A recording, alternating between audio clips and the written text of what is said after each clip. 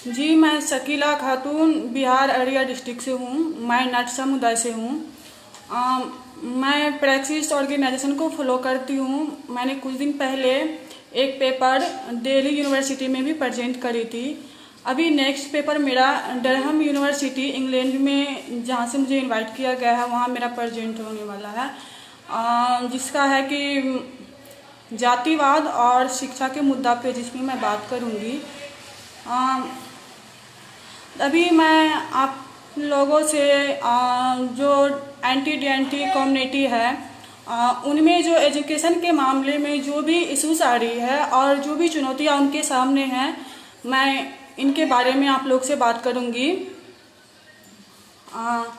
इनसे पहले मैं आपको थोड़ा ये डीएनटी में बहुत सारे कम्युनिटी आते हैं, जिसमें एक नट समुदाय है। मैं नट समुदाय से बिलोंग करती हूँ, तो इसका मैं पहले परिचय देना चाहूँगी।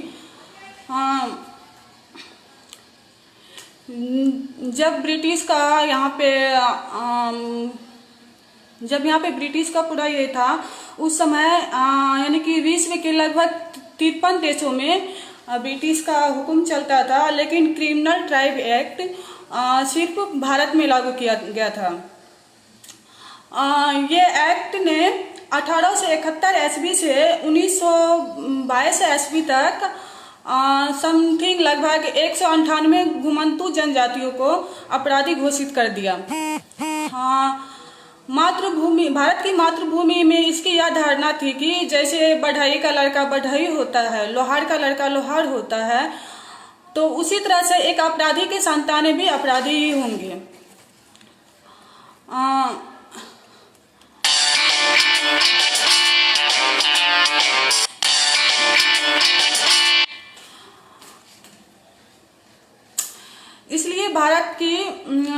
इसलिए भारत की लड़ाकू जातियों के संतानों को भी अनिवार्य रूप से अपराधी घोषित कर दिया गया। भारत के बिहार स्टेट में नट समुदाय दो धर्म में आते हैं। एक है मुस्लिम नट समुदाय, जो कि ओबीसी 1 में आते हैं, और एक है हिंदू नट समुदाय, जो एससी में आते हैं।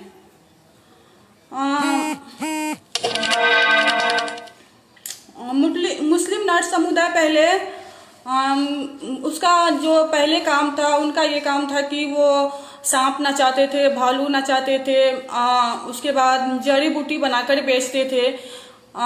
कुछ जगह प्लास्टिक का फूल बनाकर बेचते थे, लेकिन गवर्नमेंट ने इन सारे चीज़ों पे बैन लगा दी, और जिसके कारण वो पूरी तरीका से बेरोजगार हो गया। और न चाहते हुए भी उनमें से कुछ जगह ऐसे हैं जिनकी महिला ने देह व्यापार करने का शुरू किया।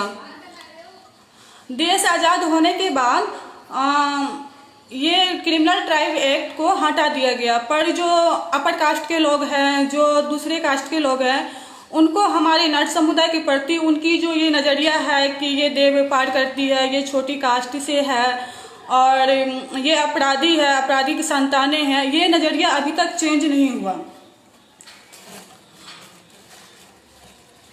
तो मैं आपसे अभी एजुकेशन के बारे में बात करना चाहूँगी, जो कि हमारे डीएनटी कम्युनिटी में बहुत सारी ऐसी प्रॉब्लम है जिनसे यानी कि कोई आगे बढ़ नहीं पाते, ना एजुकेशन प्राप्त कर पाते अच्छी से।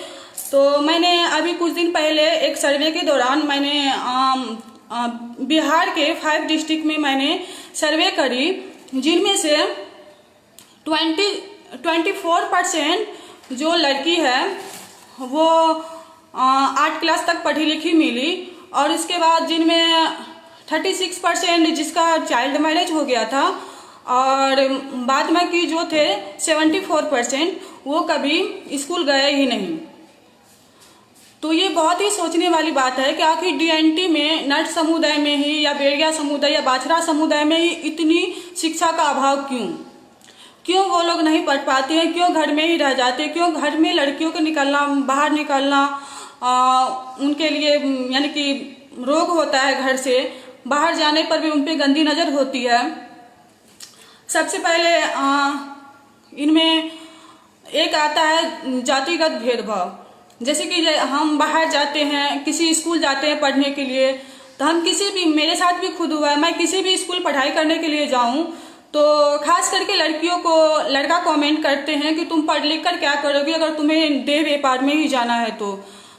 और बहुत सारे ऐसे इशूज है कि अगर हम पढ़ाई करने जाते हैं तो फिर स्कूल का जो साफ सफाई होता है, स्कूल का जो भी काम होता है वो हम करते हैं, बट हमारा जो हक होता है वो बेंच पे बैठने के नहीं होता है, उन बच्चों के साथ बैठने का नहीं होता, वो हमें पीछे बैठाते हैं। अगर नीची वर्ग की बात करें तो जैसे 1-2 क्लास हुआ, उसमें अगर दरी पे बच्चे को बैठाते हैं तो हमारी सीट आते आते वो दरी खत्म हो जाती है, हमें नीचे बैठ के पढ़ना पड़ता है। तो बच्चे की मानसिकता इतना जल्दी चेंज होता है, क्योंकि अगर हम अभी यंग हैं तो हमें कुछ चेंज करने के लिए कोई चाहे तो मैं चेंज नहीं हो पाऊंगी, क्योंकि हमें उतना सोचने का शक्ति होता है। लेकिन जो छोटे बच्चे होते हैं उनमें सोचने की शक्ति बिल्कुल भी नहीं होती है। अगर उसके द्वारा, उसके टीचर के द्वारा, उनके फ्रेंड्स के द्वारा उनके साथ जातिगत भेदभाव किया जाए तो उनका एक ऐसा मानसिकता बन जाता है कि ये जगह हमारे लिए नहीं है।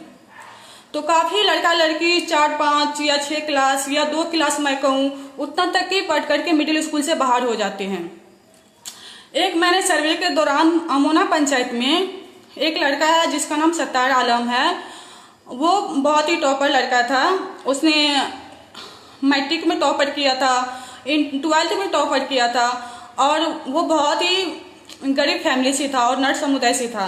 तो उनके जो प्रिंसिपल थे वो उन्हें बहुत मानते थे। उनको लगा कि ये लड़का इतना तेज है तो वो अपने रूम पे रख करके उसको फ्री में एजुकेशन देते थे। लेकिन जब ये कास्ट सर्टिफिकेट, इनकम सर्टिफिकेट बनाने का ये आया तो उसने जब बीए में कुछ पैसे कम करने के लिए कास्ट सर्टिफिकेट लगाया जाता है, वो कास्ट सर्टिफिकेट बना करके जब वो अपने प्रिंसिपल के पास गया तभी उनको पता चला कि ये लड़का नट जाति से है। और गवर्नमेंट स्कूल में किसी गवर्नमेंट टीचर का ये हक नहीं बनता है कि हम उसको नाम काट करके जाति के लिए इसको स्कूल से बाहर निकाल दे। लेकिन उस लड़का को जो टीचर अपने बेटा के जैसे मानता था, बेटा के जैसे उसको फ्री में एजुकेशन देता था, अपने घर पे रखता था, वो उन्हें कॉलेज से उनका नाम काट करके उन्हें घर भेज दिए। तो वहाँ अमोना पंचायत में लगभग 3000 की आबादी है, जिसके कारण वो पूरे जो पंचायत है अमोना पंचायत 3000 की आबादी ने अपना कास्ट चेंज कर लिया और वो नट समुदाय से शेख समुदाय बन गए।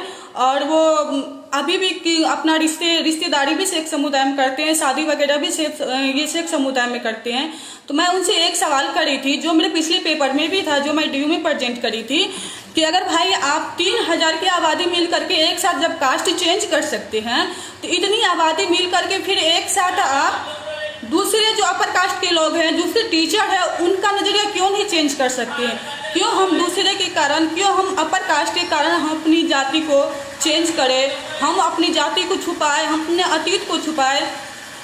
उसने डायरेक्ट जवाब दे दिया कि बहुत दिन हो गया, बहुत झेल लिया मैंने, पर अब मुझे उस जाति से कोई लेना देना नहीं है और मैं उस जाति से नहीं। उसने साफ इनकार कर दिया। जैसे कि बहुत सारे नट समुदाय बिहार में है जहाँ की देह व्यापार होती है, तो वहाँ की लड़की अगर स्कूल जाती है तो स्कूल आना जाना, उस बीच में लड़के का कमेंट करना, उसका मैं इतना अच्छी तरीके से एक्सप्लेन नहीं कर पाऊंगी क्योंकि वो कमेंट कुछ अच्छा नहीं होता, बहुत ही गंदा होता है। तो जिसके कारण वो लड़की का भी ऐसा मानसिकता बन जाता है कि नहीं ये पढ़ाई मेरे लिए नहीं है। अभी के डेट में गवर्नमेंट ने हर पंचायत में समथिंग 3 वार्ड में एक आंगनवाड़ी दिया है, लेकिन कि जहाँ भी मैंने सर्वे करी नट समुदाय के बीच आंगनवाड़ी तो है पर वहाँ कोई टीचर पढ़ाने के लिए नहीं आती है। जब कोई महिला पेट से होती है और जो महिला पेट से होती है तो उनको कहा जाता है कि उसके बच्चा को कुपोषित न हो, उनके बच्चे और उनका सेहत अच्छा हो, जिनके लिए उन्हें मेडिसिन और कुछ राशन का सामान दिया जाता है आंगनवाड़ी में। पर जहाँ भी मैंने नट कम्युनिटी में गई वहाँ उन्हें कुछ नहीं मिल रहा था। मैं बोली कि फिर आपके जब पास में ये आंगनवाड़ी तो फिर आपको क्यों नहीं मिलती है? तो वो बोलती है कि वहाँ हमारे यानी कि जो शिक्षिका है वो बोलती है कि 24 यानी कि जो लेडीज है उन्हीं के लिए राशन पानी आता है और 24 का लिस्ट पूरा हो चुका है, आप नेक्स्ट टाइम ट्राई कीजिएगा। यानी कि जब भी कोई जाता है वो बोलते हैं आप नेक्स्ट टाइम ट्राई कीजिएगा। तो इस तरीका से उसको नहीं मिलता। उनके बच्चे को भी वहाँ, क्योंकि टीचर जहाँ भी नर्स समुदाय में होते हैं वहाँ के टीचर कोई क्लास ही नहीं लेते हैं, ना वहाँ पे कोई चेक इन आती है, ना कोई नर्स आती है। तो इस तरह का है वहाँ, जो कि बच्चे भी नहीं पढ़ पाते हैं। उसके बाद मैं आपको एक ये भी कारण है कि मैंने आपको बताई कि 36% जो मैंने 5 डिस्ट्रिक्ट में मैंने जो सर्वे करी उसमें 36% जो कि चाइल्ड मैरिज हुआ था। तो अक्सर एंटी कम्युनिटी में ऐसा होता है कि 13 से 15 वर्ष की उम्र में शादी हो जाती है, और जिनके कारण वो पढ़ नहीं पाते हैं। जिस उम्र में उसको पढ़ाई करना चाहिए, स्कूल जाना चाहिए, उनके ऊपर इतना जिम्मेदारी आ जाती है घर का कि जिसके कारण उसका हेल्थ बहुत खराब होता है। और बहुत सारा ऐसा होता है जो चाइल्ड मैरिज होने के बाद उनके ससुराल वाले उससे ये उम्मीद करते हैं, यानी कि अक्सर हमारे कास्ट में ये होता है शादी होने के बाद 1 साल के बाद बच्चा चाहिए तो चाहिए ही। वो ये नहीं देखते हैं कि उसकी एज क्या हो रही है, उसका हेल्थ का क्या प्रॉब्लम है, उसका हेल्थ अच्छा है या नहीं है। इन सब से उन्हें कोई मतलब नहीं होती है, बस उसे इतना मतलब होता है कि उसे बच्चा चाहिए। अगर बच्चा नहीं होता है 1 साल, वो 2 साल वेट करता है, उसके बाद जल्द ही दूसरा शादी पे चला जाता है और लड़का आराम से दूसरी शादी करके ले आता है। इसलिए कि वो कहता है सीधा कहता है कि लड़का 7 शादी कर सकता है, उसके लिए 7 शादी माफ है। अगर तुमको रहना है तो रहो, नहीं रहना है तो तुम जाओ। एक लड़की जो 13 साल की और 15 साल के बीच में उनका शादी हो जाता है, वो कुछ जानती नहीं है, खुद के पैर पे खड़ी नहीं होती है, उस हालात में उसके हस्बैंड उसे छोड़ देते हैं, वो माँ बाप के घर आ जाती है। तो एक वो कहते हैं ना कि श्राप हो जाना, उस तरीका से उसका लाइफ कटता है, क्योंकि ना वो इधर के रहती है ना वो उधर के रहती है। तो इस तरह से बहुत सारे प्रॉब्लम है एंटी कम्युनिटी में। जहाँ तक मैं बात करूँ हायर एजुकेशन की, अगर कुछ लड़के लड़की बहुत ही मुश्किल से 10th 12th करके अगर हायर एजुकेशन तक पहुँचना चाहती है, तो सबसे पहले मैं बात करूँगी कि एजुकेशन क्वालिटी जो कि गांव में अच्छी नहीं है। वहाँ ना कोई कोचिंग के लिए टीचर होते हैं, ना कोई कॉलेज होती है, ना कोई यूनिवर्सिटी होती है कि जहाँ हम घर से पढ़ाई कर सकें। और स्कूल भी इतनी दूर होती है कि जब हम 8 क्लास या 10 क्लास की पढ़ाई करने के लिए घर से 8 किलोमीटर 9 किलोमीटर हम दूर जाते हैं, उस बीच में हम खुद को सेफ फील नहीं करते हैं। नॉर्थ कम्युनिटी की लड़की कहीं भी सेफ फील नहीं करती है, चाहे डीएनटी की कोई भी लड़की हो, कोई भी सेफ फील नहीं करती इतना दूर आना जाना कि उन पे कब कौन क्या कमेंट करे या उनके साथ कौन कभी क्या गलत करे, ये डर उसके मन में हमेशा ही बना होता है। तो जो इतना दूर में इतना परेशानी झेल के पढ़ती है तो फिर वो बाहर जाकर के कैसे पढ़े। अभी जैसे कि सबसे पहले उसका ये होता है कि उनका आर्थिक स्थिति वो बहुत खराब होती है, क्योंकि गवर्नमेंट ने उनका जो भी काम था उस पे गवर्नमेंट ने बैन लगा दिया, जिससे कारण पुरुष को बहुत ही मुश्किल से काम मिलती है, उन्हें मजदूरी भी नहीं मिलती। अगर हम किसी के यहाँ काम करने जाते हैं कि खेत में किसी के काम करने के लिए जाते हैं, अगर वहाँ कोई अपर कास्ट का हो, अगर उस अपर कास्ट को वहाँ पर 150 रुपये मिलेगी, तो वहाँ नॉर्थ कम्युनिटी को और डीएनटी कम्युनिटी को सिर्फ 100 रुपये मिलेगी, क्योंकि हम छोटे जाति साथी वो मजे से काम करेंगे, लेकिन ये हमें बहुत काम करना पड़ता है। हम उनके साथ ना बैठ के खा सकते हैं, वो प्लेट में खाएंगे, हमें पतरी में देंगे खाने के लिए। तो जिसके कारण मैं ऐसा बोलूँ कि अगर गवर्नमेंट ने उससे उनका काम लिया तो उनके बदले में कोई काम दे। अगर मैं अभी जो कपड़ा पहनी हूँ, अगर मुझसे आप आकर के बोलो कि नहीं दीदी मुझे ये कपड़ा दे दो, और मेरे पास सिर्फ एक ही कपड़ा है और कोई नहीं है, तो मैं ऐसे तो नहीं रहूंगी ना, बदले में मैं तो कपड़ा मांगूंगी। पर उसी तरह से अभी डीएनटी कम्युनिटी का हालत हो गया है कि उनसे काम लेकर के उसको कोई काम नहीं दिया, और जो भी उन्हें समाज में काम मिलता है वो ऐसा कुछ भी नहीं मिलता है कि जहाँ से वो काम करके अपने बच्चों को अच्छी एजुकेशन दे सके या अच्छे रूप से पढ़ा सके और उनका जीवन अच्छे कर सके। तो इनके लिए भी वो पढ़ नहीं पाते हैं। बहुत सारे यूनिवर्सिटी में अभी, जैसे गवर्नमेंट यूनिवर्सिटी में अभी रिजर्वेशन होती है, स्कॉलरशिप होती है, लेकिन कि हम जब फॉर्म अप्लाई करते हैं तभी वहाँ पे 100% रिजर्वेशन आता है। लेकिन कि मैं ये पूरा दावे के साथ कहती हूँ कि कोई भी यूनिवर्सिटी नहीं है जो 100% स्कॉलरशिप दे।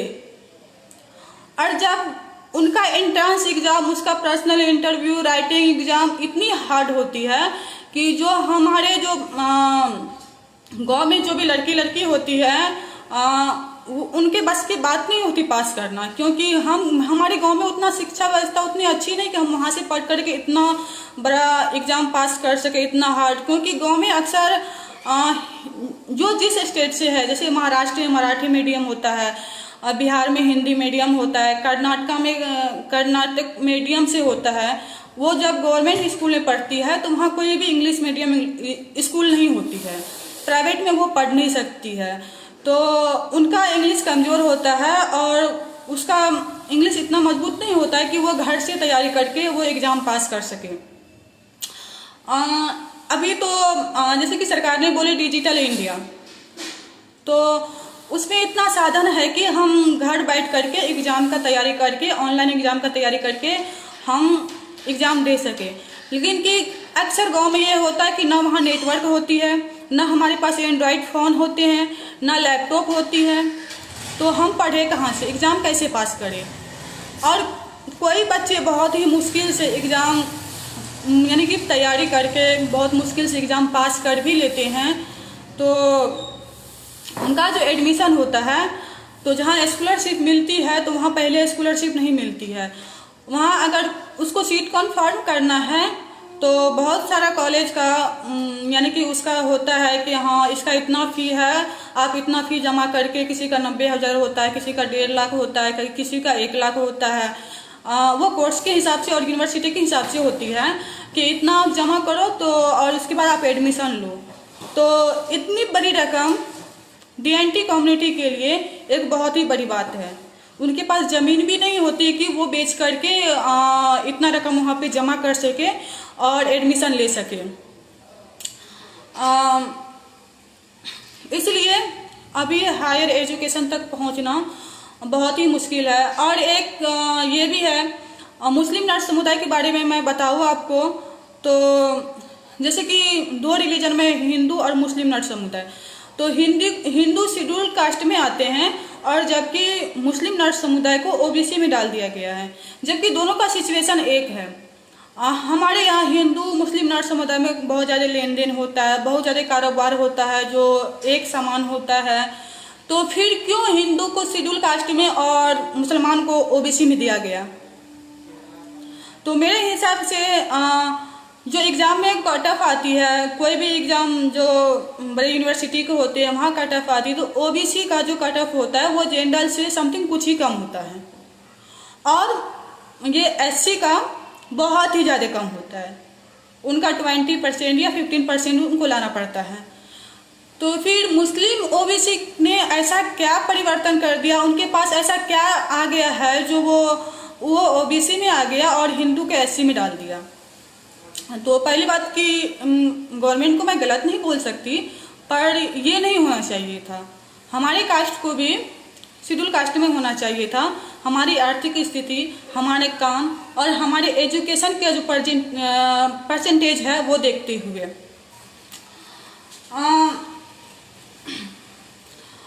बहुत सारी लड़की ऐसी भी होती है। मैं बात करूँ जहाँ तक कि लड़का को प्रॉब्लम होती है, लड़का को भी, पर जितना लड़की को होती है उतना शायद लड़का को नहीं होता है, क्योंकि लड़का को फ्रीडम होता है। हमारे यहाँ ऐसा रूल है कि हम बचपन से ही उनके मानसिकता में ऐसे यानी कि उसके मन में ऐसे बैठा देते हैं कि तुम लड़के हो, तुम लड़के होकर रो नहीं सकते हो, तुम लड़के हो घर में पोछा नहीं कर सकते हो, तुम खाना नहीं बना सकते हो। तो उस यानी कि जो भी लड़का है उनके माइंड में ऐसा हो जाता है कि नहीं ये काम लड़की का है। और लड़की को बचपन से ये सिखाया जाता है कि तुम लड़के के साथ बैठ नहीं सकती हो, तुम ऐसे कपड़ा नहीं पहन सकती हो, तुम अपने पापा से तुम ऊंची जबान में बात नहीं कर सकती हो। अगर हमें कुछ बात करना हो तो हम मम्मी को जाके बोलेंगे, डायरेक्टली पापा को नहीं बोल सकते हैं। अगर हमारे भाई है वहाँ पे अगर कुछ बात करने हो तो वो भी मेरे एज का है, मैं भी उनकी एज का हूँ, तो हमारा जो ये माइंड कंडीशन होता है एक होता है। पर अगर मुझे वहाँ कुछ बात अच्छा लगे तो मुझे वहाँ बोलने का अधिकार नहीं होता है, क्योंकि हम लड़की हैं। तो इस तरह से लड़का को बाहर काम करने के लिए देना चाहिए, लड़की को नहीं देना चाहिए। लड़की का यही हो जाता है, चूल्हा चौकी करके घर में पोछा करो, 13 साल से 15 साल की उम्र में शादी करो, बच्चे पैदा करके दो तो ठीक है, नहीं बच्चे पैदा की तो बड़ा बिस्तर लो, अपना मैके जाओ, यही होता है। तो मैं अपनी कम्युनिटी के जो भी पेरेंट्स हैं, मैं उनसे ये कहना चाहूँगी कि प्लीज जो गवर्नमेंट कर रही है, जो अपर कास्ट के लोग आपके साथ कर रहे हैं, वो आप अपने बच्चों के साथ ना करें। क्योंकि अगर हम बच्चे को जो सिखाएंगे वही करेगा। अगर लड़का है तो वो घर का काम करे, तो जरूरी नहीं कि वो काम गलत है, काम कोई भी कोई कर सकता है। अगर ऐसा होता है कि उसमें ये ठप्पा लगा हुआ होता है एक कि हाँ ये काम लड़का कर सकता है, ये काम लड़की कर सकती है, तो अभी लड़के के बराबर में लड़की नहीं चल रही होती। लेकिन कि लड़की कितनी भी ऊंचा पढ़ ले, कितनी भी हायर एजुकेशन तक, कितना भी जॉब ही क्यों नहीं करे, खाना बनाना लड़की का काम है, हस्बैंड का कपड़ा धोना लड़की का काम है, पूरा फैमिली का काम करना लड़की का है। अगर लड़का 8 घंटा ड्यूटी करके आता है घर, तो सब घर में बोलते हैं बाप रे मेरा बच्चा बहुत थक गया, बहुत काम करके आया। अगर एक लड़की टीचिंग करती है, स्कूल जाती है, अगर वहाँ से वो 10 घंटा भी काम करके आए, तो वहाँ से आने के बाद उनको घर के में सबके लिए खाना बनाना, सबका ध्यान रखना, सब कुछ करने के बाद झाड़ू बर्तन पोछा सब वही करेंगे। अगर वो थोड़ा सा बीमार पड़ जाए तो उन्हें सबको बहाना लगता है। तो जो हमारे कम्युनिटी से हैं, DNT एंटी कम्युनिटी से है, मैं उन पेरेंट्स को कहना चाहूँगी कि प्लीज़ अब ऐसा आप ना करें, क्योंकि कहीं ना कहीं आप अपने बच्चे का भविष्य आप खुद बिगाड़ रहे हैं ऐसा करके। और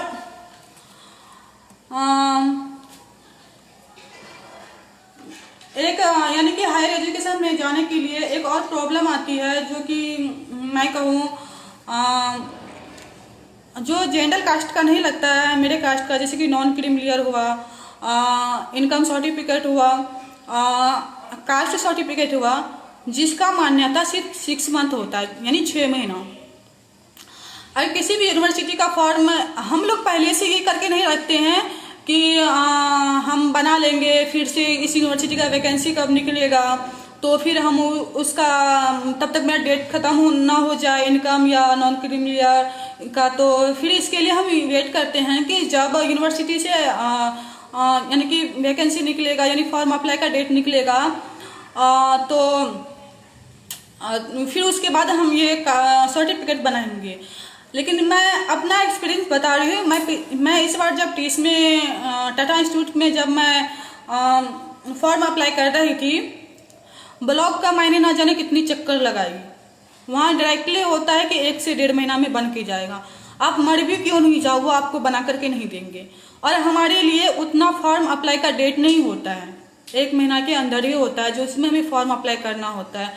ना चाहते हुए भी मुझे वो सर्टिफिकेट नहीं मिलता है, जिसके कारण मुझे जनरल कैटेगरी से मुझे फॉर्म अप्लाई करना पड़ता है, और जिसका कट ऑफ और जिसको स्कॉलरशिप नहीं मिलती है।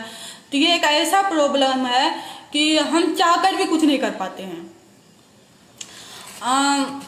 बहुत सारी लड़की ऐसी भी होती है कि अर्ध शिक्षा जिसे नहीं बोलते हैं, कि जो 10th 12th कर ली, फिर उसके बाद वो बाहर नहीं पढ़ने के लिए जा सकती है, उनके पास कोई रास्ता नहीं है। वो उनका अब शादी होना चाहिए, हर पेरेंट्स के मन में होता है अगर हमारी बच्ची 10th 12th कर ली तो हमारी बच्ची बहुत पढ़ ली। लेकिन कि उन लड़की का लाइफ वो लड़की से भी बहुत बुरी होती है जो कि नहीं पढ़ी होती है, क्योंकि उन्हें मायके हो या ससुराल हर जगह उसे ये ताना मिलता है कि आ गई बड़ा पढ़ाकू। क्योंकि जब हम पढ़ाई करने के लिए स्कूल जाते हैं ना, तो बहुत सारे सपना देख लेते हैं, बहुत सारे उम्मीद रहता है दिल में कि हमको पढ़ने का मौका मिला है तो हम भी कुछ करके दिखाएंगे, या हम भी कुछ बनेंगे, हम भी अपने पैर पे खड़े होंगे। और हमारे माँ बाप भी हमें उसी तरह ट्रीट करते हैं कि हाँ तुम पढ़ो, तुम्हारे पढ़ाई के लिए छूट है, तुम पढ़ेगी, आगे बढ़ेगी, हम तुम्हारे साथ है। लेकिन पता नहीं हमारे माँ बाप को वो 10th 12th तक वो सपोर्ट करना कहाँ चला जाता है, फिर सिर्फ उसको ये नजर आता है कि शादी करवाना है। तो जिसके कारण वो न तो घर का काम सीख पाती है, न वो 10th 12th करके तो कोई जॉब मिलती नहीं है, न वो उसका पढ़ाई कुछ काम का आता है। बस ससुराल में जाकर के पूरा जिम्मेदारी उठाओ सबका, और झाड़ू बर्तन करो, नहीं आता है तो फिर टॉर्चर मिलेगा, बच्चा पैदा करो, नहीं होता है तो मैके जाओ, यही होता है। मैं ये कहूँ कि अभी जो भी DNT कम्युनिटी है उनका अभी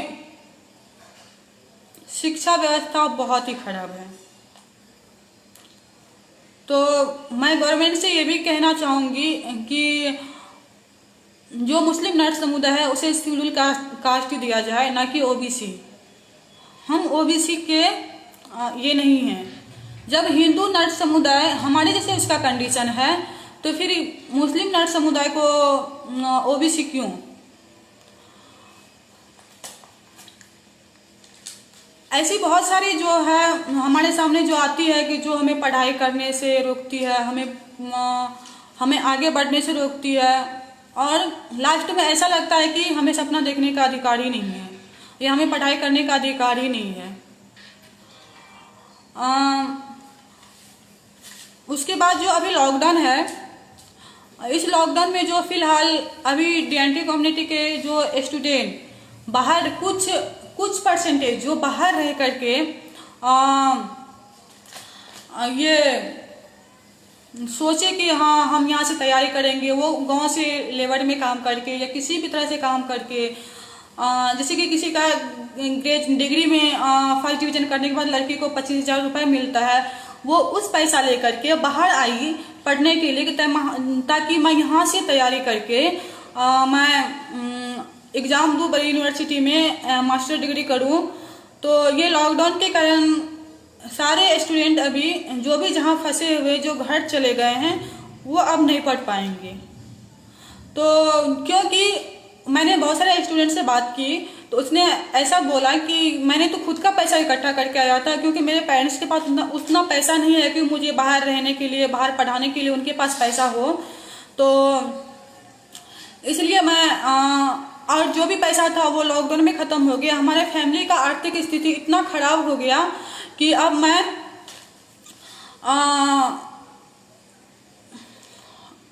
फिर से यहाँ आकर के नहीं पढ़ पाऊँगा, क्योंकि मुझे घर जाना पड़ेगा, घर जा कर के फिर से पैसा कमाना पड़ेगा, फिर से फैमिली को चलाना पड़ेगा, क्योंकि हमारे पास उतना पैसा नहीं होगा बाहर आकर के पढ़ने के लिए। तो ये कोरोना वायरस लॉकडाउन के बाद मुझे ऐसा लग रहा है कि जो भी DNT कम्युनिटी में शिक्षा का परसेंटेज 24 गया था वो हट करके 0 आ जाएगा। मेरे मन में बस यही सवाल होता है कि मेरे मन में क्या बहुत सारे का स्टूडेंट का सपना टूट गया, और क्या अब हमारे नट कम्युनिटी के बच्चे फिर से पढ़ पाएंगे? क्या जो 24% गया था क्या वो 30, 50, 60 हो पाएगा? मुझे तो नहीं लगता है, क्योंकि अभी का स्थिति बहुत ही खराब हो गया है। मेरा नेक्स्ट पेपर है जो कि मैं डरहम यूनिवर्सिटी इंग्लैंड में मेरा प्रेजेंट होने वाला है, जो कि जातिवाद और एजुकेशन पर है। तो वो मेरा अभी नेक्स्ट पेपर मेरा वो प्रेजेंट होगा। तो हो गया। अब जो भी था, किसी को कोई सवाल करना है? जी, एक क्वेश्चन है, नर समुदाय का शिक्षा का स्तर बढ़ाने के लिए सामाजिक स्तर के लोगों को किस तरह काम करना चाहिए? तो मैं बोलना चाहूँगी इस पे कि सबसे पहले होती है कि हमारे अगल बगल के जो भी कास्ट होते हैं उनको हमारे प्रति नज़रिया चेंज करना पड़ेगा। क्योंकि जब मैं एक छोटे बच्चे को स्कूल पढ़ने के लिए भेजती हूँ तो उनके फ्रेंड जो अपर कास्ट के होते हैं उनसे उनका मानसिकता चेंज हो जाता है, जिनका पढ़ाई में बिल्कुल भी मन नहीं लगता है। तो मैं ये कहना चाहूँगी कि अगर हमें अपने शिक्षा यानी अपने एजुकेशन को और भी ज़्यादा करना है, उसका एजुकेशन पाना है, तो हमारे जो टीचर है, हमारे जो स्कूल है, उसके बाद जो भी हमारे आस पड़ोस के जो भी कास्ट के लोग हैं उनको अपना नज़रिया चेंज करना पड़ेगा। और गवर्नमेंट को भी कुछ ऐसा करना पड़ेगा कि जैसे कि जो डीएनटी कम्युनिटी है उसके लिए मुझे नहीं लगता कि वो कुछ अलग से कर रहे हैं, उनको तो ऐसे ओबीसी में बैठा के रख दिए हैं। तो मुझे लगता है उन्हें शेड्यूल कास्ट के मुस्लिम नर समुदाय को शेड्यूल कास्ट में दिया जाए। और उसके बाद क्या कहते हैं, अगर हम डीएनटी कम्युनिटी के लिए कुछ अलग से एजुकेशन का अगर साधन दे दें तो मुझे लगता है ये बहुत अच्छा तरीका होगा। और मैं जो भी हमारे समुदाय के हैं, डीएनटी समुदाय के हैं, मैं उनसे कहना चाहूँगी अगर कुछ प्रॉब्लम आता है आने दे, कुछ सुनने को मिलता है तो सुन लीजिए। अगर आज सुनेंगे तो कल कह पाएंगे, अगर आज आप नहीं सुनते हैं तो हमेशा आपको चुप रहना पड़ेगा। तो इसलिए मैं कहना चाहती हूँ कि अभी अगर आपको शिक्षा पाने में, अगर आपको आगे बढ़ने में किसी का कुछ सुनना पड़े ना, तो सुन करके उसको माइंड से इधर से सुनिए, इधर से निकाल दीजिए, कि जब तक आप सुन नहीं पाएंगे कल होके बोल नहीं पाएंगे। इसीलिए मैं जो भी अगर हम दूसरे की बातों को सुन करके अपनी मानसिकता को खराब करते हैं तो वो नहीं करना चाहिए। क्योंकि मुझे पता है कि हम कितना भी कुछ कर ले, जब तक हम कुछ करके नहीं दिखाते हैं तब तक दूसरे जो कास्ट के, जो अपर कास्ट के लोग होते हैं, जो हमारे टीचर होते हैं, तो उनका नजरिया हमारे प्रति चेंज नहीं हो सकता है। और भी किसी को कोई सवाल करना है?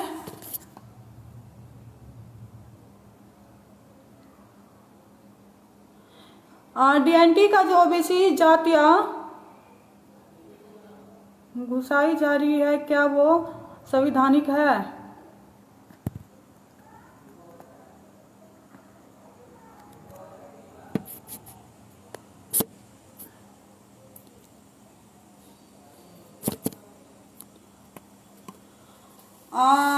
जो भी हो, जो आपने सवाल किया है कि डीएनटी का जो ओबीसी जाति घुसाई जा रही है, क्या वो संवैधानिक है, तो मैं ये कहूँगी अभी जो ओबीसी, एससी और एसटी जो भी है, जो डीएनटी को, मुस्लिम को जो ओबीसी में दिया, बाद में कि हिंदू को, तो ये भी संवैधानिक नहीं है। क्योंकि संविधान में ऐसा नहीं कहा गया है कि आप मुस्लिम को ओबीसी में रखो और हिंदू को शेड्यूल कास्ट बना दो। ये हमारी गवर्नमेंट की है, तो इसलिए ये संविधान में ऐसा नहीं है।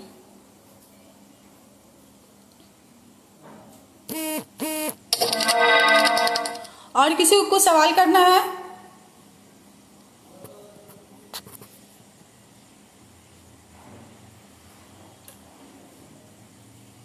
अगर हम संवैधानिक रूप से चले तो हमारे इंडिया में बहुत सारी चीज ऐसे चल रही है कि जो संविधान से बहुत हटके हैं।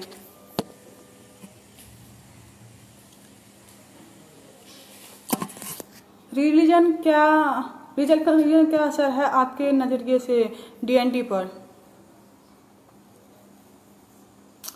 जी, आप पूछ रहे रिलीजन का क्या असर है आपके नजरिए से डीएनटी पर। नजरिया मैं दूसरे रिलीजन के हमारे डीएनटी कम्युनिटी पर नजरिया पूछ रही है आप, या और कुछ पूछ रही है?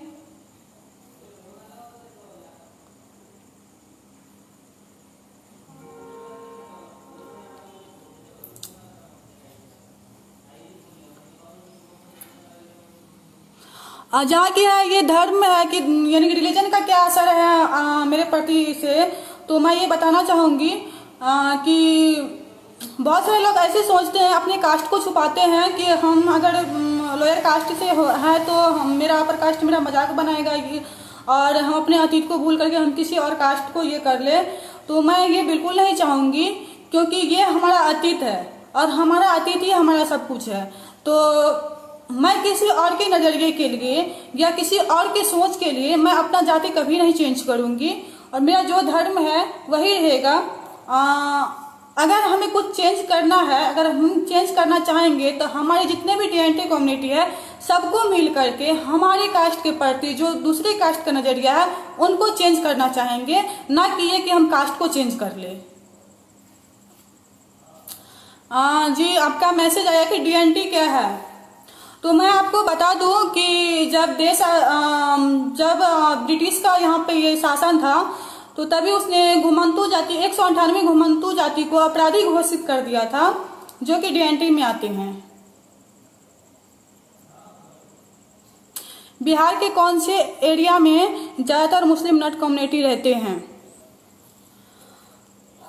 जी मैं बिहार के डिस्ट्रिक्ट का नाम जहाँ तक पता हो तो पूर्णिया और अररिया डिस्ट्रिक्ट, फारबिसगंज प्रखंड, जहाँ की नट समुदाय बेड़िया, बाछरा,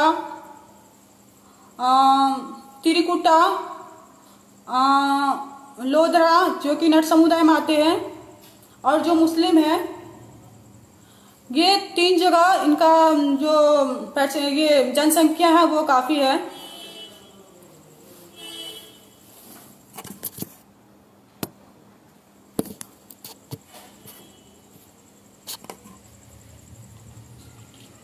जी और किसी का कोई सवाल?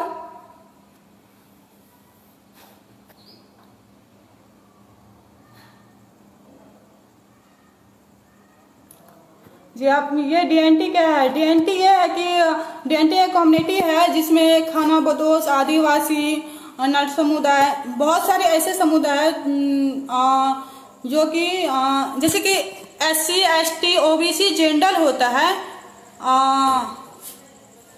तो वैसे एक DNT होता है जिसमें बहुत सारे समुदाय आते हैं।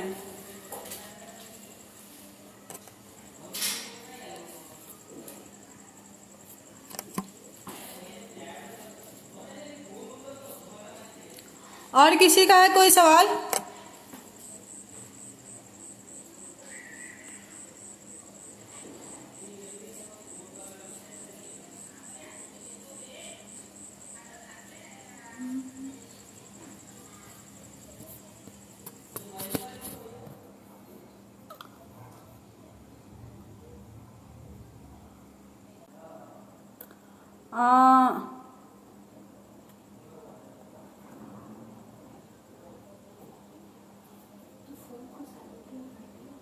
गार्डियल और कौन सा कैटेगरी में आते हैं?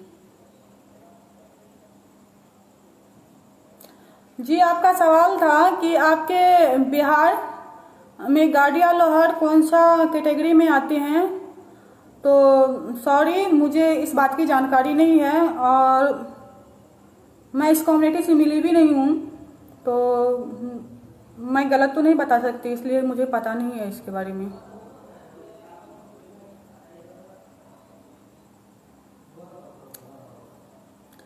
जी आपका सवाल था मुस्लिम में ये नट कास्ट कैसे बने? ये सवाल ऐसा है कि अगर मैं आपसे सवाल कर दूं कि आप मुस्लिम कैसे बने, उस तरह का ये सवाल है। जो भी है कास्ट है वो कैसे बना, ये हम नहीं कह सकते नहीं कैसे बना कास्ट, जैसे शुरू में बना होगा उसी तरह से बना होगा। मुस्लिम में बहुत सारे कम्युनिटी है, शेख है, पैठान है, अंसारी है, बहुत ज्यादा है, तो उसी तरह से एक नट है। तो इसका कोई ये नहीं है कि हम कैसे नट समुदाय बने।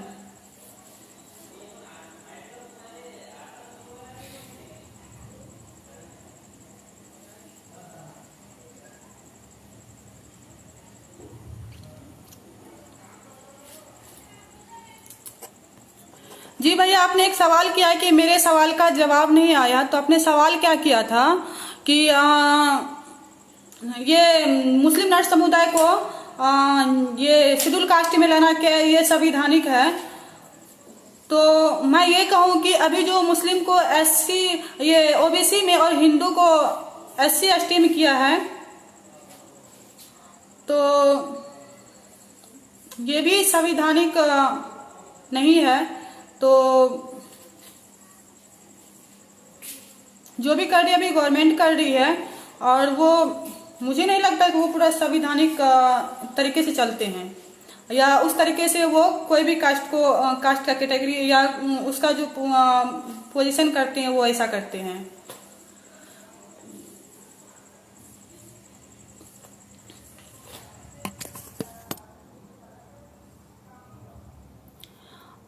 मुस्लिम, बंजारा और सिकलीगढ़ वही है जी। मुस्लिम बंजारा कम्युनिटी भी है जो कि क्या कहते हैं अभी बिहार के फॉरबिसगंज प्रखंड में है, और जिनका काम होता है कि अभी क्योंकि इंडिया में जड़ी बूटी बेचना, सांप वगैरह का नृत्य दिखाना, तो ये सब तो बंद हो गया। तो उनका एक अस्थायी घर है अभी, पर बहुत सारे लोग वहां से, बगल नेपाल कंट्री है जहां जाकर के वो झोपड़ी दे करके अपना वो सांप का नृत्य जो होता है, भालू का नृत्य, जड़ी बूटी बेच करके उधर से वो लोग कमा के लाते हैं।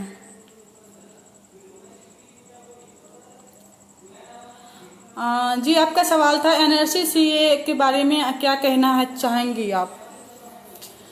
तो मैं ये कहना चाहूंगी कि ये जो भी एनआरसी सीए है एक बहुत ही, मेरे जमाने में सुनो तो बहुत ही घटिया ये निकाला गया है, क्योंकि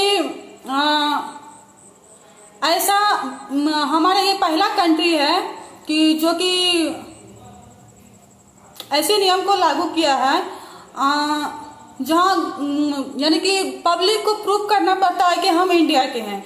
बाकी इंडिया के छोड़ करके जितने भी कंट्री है, हर जगह गवर्नमेंट प्रूव करते हैं कि ये हमारे कंट्री के जो कंट्री के नागरिक है, और ये यहाँ के गवर्नमेंट ऐसा कर दिया है कि उसको कहना है कि हम प्रूव करें। जहाँ ये आधार कार्ड हमारा है, आधार कार्ड अगर मैं संवैधानिक रूप से कहूँ तो ये एक हमारा पर्सनल है। अगर कोई हमें इसका बायोडाटा मांगे तो मेरा मर्जी होगा तो मैं दूंगी, नहीं होगा तो नहीं दूंगी। अगर गवर्नमेंट को हमारे इंडिया के नागरिक होने पर अगर कोई शक है तो मैं क्यों खुद को प्रूव करूं। गवर्नमेंट के पास तो मेरा पूरा बायोडाटा है ना, वो खुद चेक करके बताए कि मैं यहाँ का नागरिक हूं या नहीं हूं। तो जब गवर्नमेंट अपना कुछ नहीं निकालना चाहते हैं, वो पब्लिक को परेशान कर रहे हैं, तो मैं यही कहूंगी कि ये बहुत ही घटिया निकाला गया है और मैं इसका सख्त खिलाफ हूं।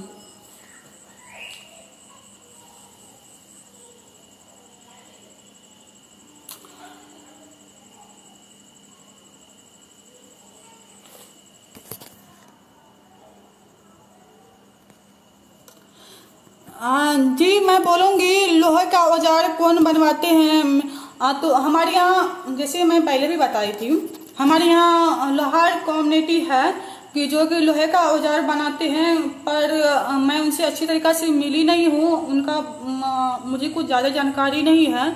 पर हमारे यहाँ लोहा का औजार लोहारी ही बनाते हैं। लोहार कम्युनिटी है हमारे यहाँ जो कि हिंदू में आते हैं, वो मुस्लिम नहीं है।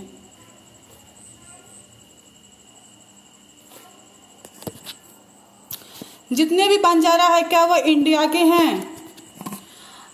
तो जो मैं कहना चाहूंगी आपसे कि इंडिया से हैं, तो ऐसा तो नहीं है कि एक कास्ट का लोग एक ही कंट्री से होते हैं, दूसरे कंट्री से भी होते हैं।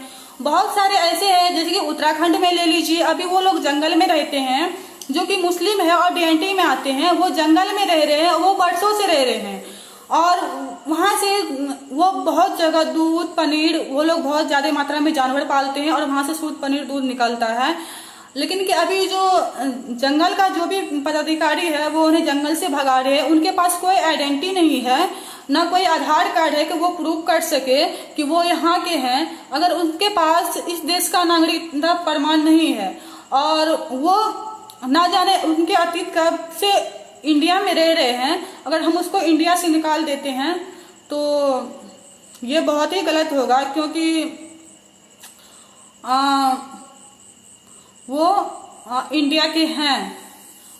और उनका एक जगह यानी कि जैसे मेरा घर है, तो हर कोई भी नागरिकता प्रमाण बनाने के लिए हमारा जो मैं जहाँ रहती हूँ उस जगह का जानकारी देना बहुत ही जरूरी होता है।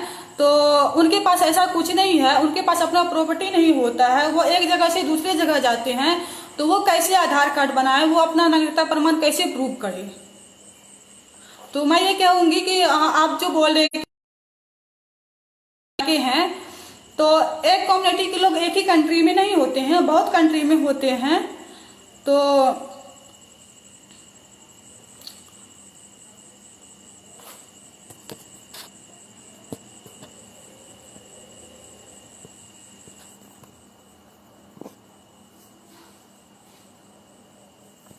जी, और किसी का है कोई सवाल?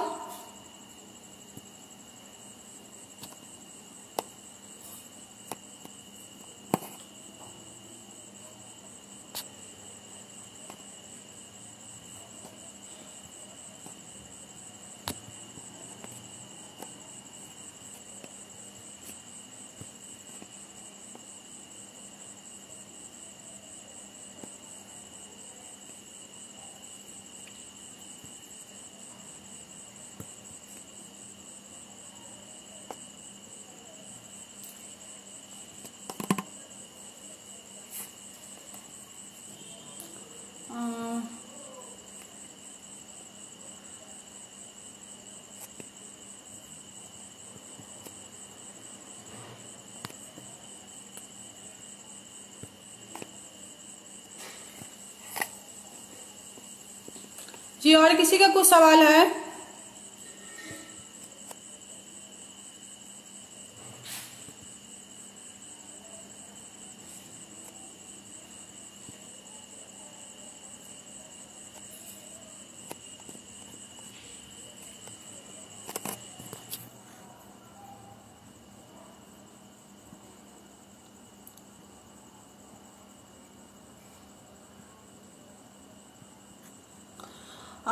नट समुदाय से कितने ग्रेजुएट है आपके हिसाब से?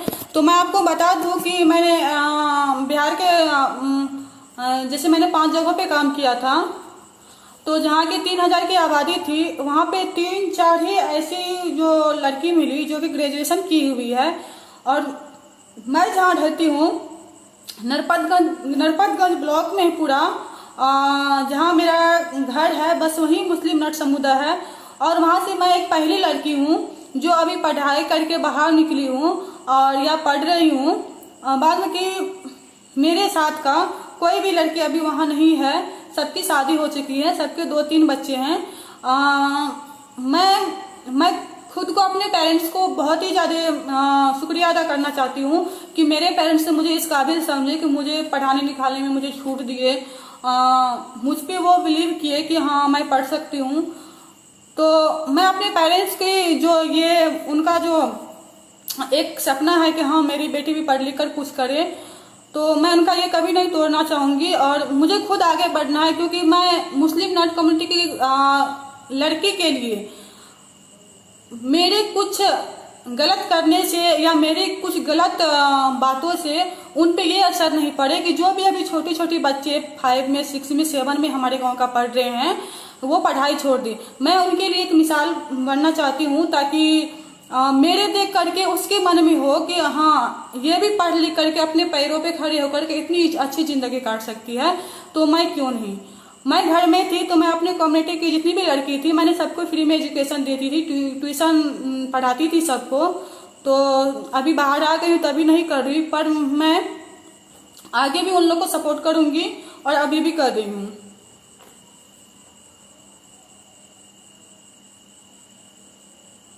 जी, आपका सवाल था नट कौन से नाम सर नेम आते हैं महाराष्ट्र में, छपराबाद मुस्लिम कम्युनिटी के नाम से जानी जाती है। तो जी मैं आपको बताना चाहूँगी कि हमारा सरनेम, जैसे कि मेरा नाम शकीला खातून है, मैं नट हूँ, तो मैं लास्ट में नट लिखा सकती हूँ। तो जैसे कि अभी बिहार में मैं ऐसे बताऊँ तो कोई भी लोग अपनी जाति को जल्दी दिखाना नहीं चाहते। जितने भी नट समुदाय में है, कोई खलीफा लिखाते हैं, कोई अंसारी लिखाते हैं, कोई सिख लिखाते हैं। मेरा जहाँ घर है जहाँ समथिंग 500 की आबादी है तो वो सब पंजाबी लिखाते हैं। और पूरा नरपतगंज ब्लॉक में किसी को ये नहीं पता था कि यहाँ नॉर्थ कम्युनिटी का है। फर्स्ट मेरे घर से जब वहाँ हम लोग कास्ट सर्टिफिकेट बनाने के लिए गए थे तो तब से हम लोगों ने अपने नाम में सुधार किया और हम लोग सरनाम में नट ही लगाते हैं।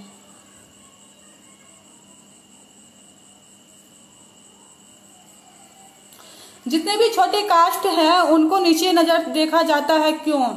तो जी मैं आपको ये कहना चाहूंगी ये अपर कास्ट की प्रॉब्लम है कि हमें नीचे नजर से देखा जाता है, क्योंकि अपर कास्ट के सारे लोग पढ़े लिखे होते हैं, सारे लोग एजुकेटेड होते हैं। तो उनको समझना चाहिए कि उनको अच्छी तरीका से समझना चाहिए, ना कि मुझे।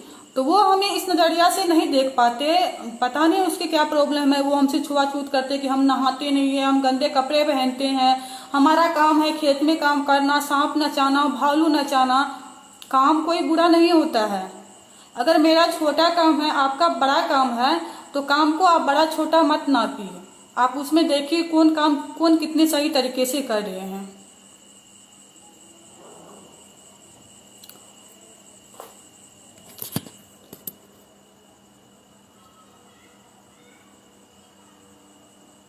एंटी डीएनटी और मुस्लिम दोनों होना क्या आपकी मुश्किलें बढ़ाते हैं? जी मैंने तभी से इतना बोली। तो आपको क्या लगता है कि मुस्लिम और एंटी डीएनटी होने में मुझे प्रॉब्लम नहीं होती है? बहुत ज्यादा प्रॉब्लम होती है। पहले तो मैं मुस्लिम हूँ, ऊपर से लोअर कास्ट से हूँ, एंटी डीएनटी कम्युनिटी से हूँ। तो हम लड़कियों भी बहुत ज्यादा पाबंदी होते हैं कि हम बाहर नहीं जा सकते हैं, बाहर नहीं पढ़ सकते हैं, मेरा काम है घर में रहना, 13 से 15 साल की उम्र में शादी हो जाना। तो बहुत सारे प्रॉब्लम होती है। पर मैं ये नहीं कहूंगी कि हमें इन सब प्रॉब्लम को देखने के लिए हमें अपना कास्ट को चेंज कर देना चाहिए या हमें दूसरे कास्ट में ये हो जाना चाहिए। नहीं, प्रॉब्लम होता है मुझे क्योंकि पहली बात की डीएनटी में हूँ और मुस्लिम हूँ, तो खास करके लड़कियों के लिए ये बहुत बड़ा प्रॉब्लम होता है। तो मैं प्रॉब्लम कास्ट का नहीं दूंगी, प्रॉब्लम सबकी सोच का दूंगी। कास्ट का कोई प्रॉब्लम नहीं होता है।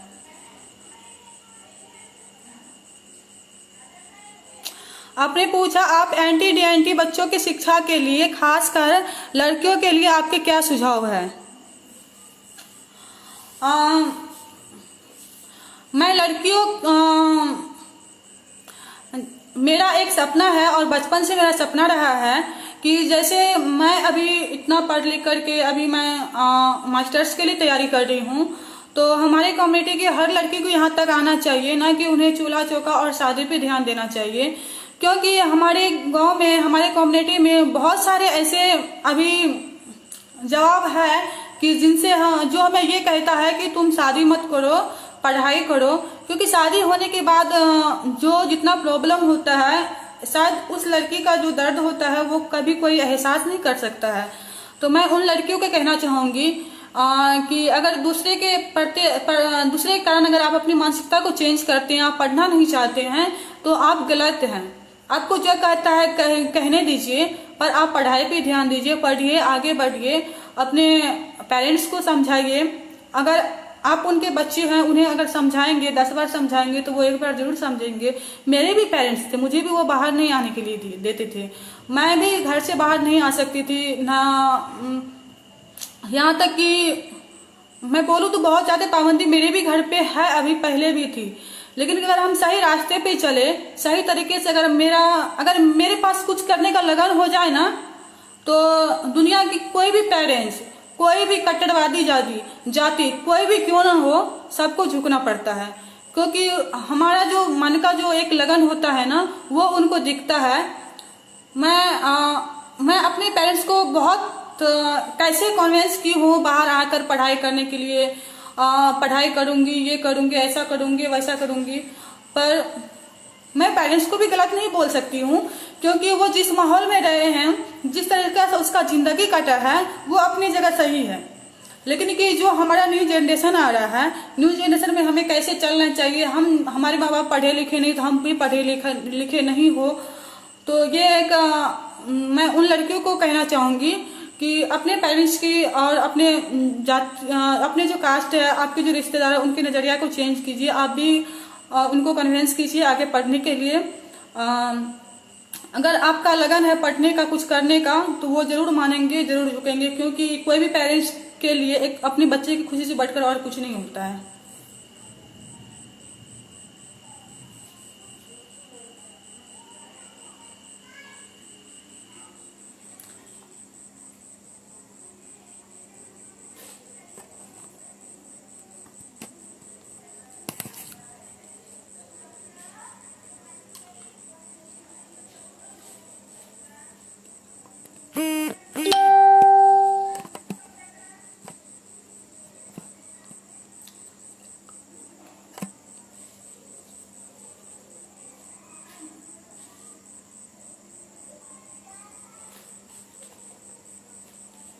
जी, आपका सवाल था नेशनल एंटी डैंटी बोर्ड गवर्नमेंट ऑफ इंडिया से कोई लाभ मिला है, कमीशन क्या उम्मीद थी आपको? जी, मैं ये कहना चाहूंगी कि अगर कोई भी गवर्नमेंट कुछ भी देने के लिए बोलता है तो बहुत सारी उम्मीद होती है कि हाँ हमें ये मिलेगा, ऐसा मिलेगा, वैसा मिलेगा, पर ऐसा कुछ नहीं मिला है अभी तक।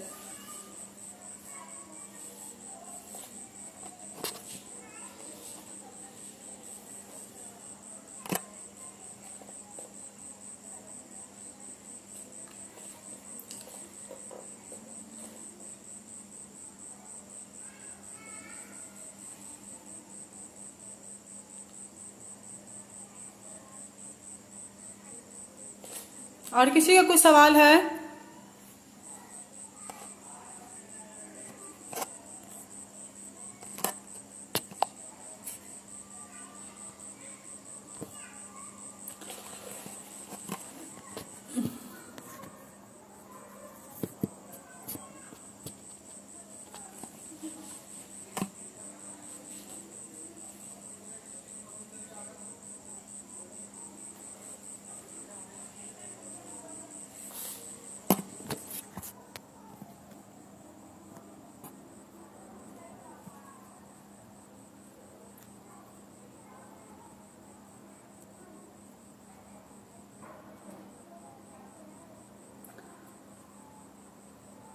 चलिए, बहुत अच्छा लगा आप लोगों से मिलकर, आप लोगों के मन में जो सवाल था उनको जान करके।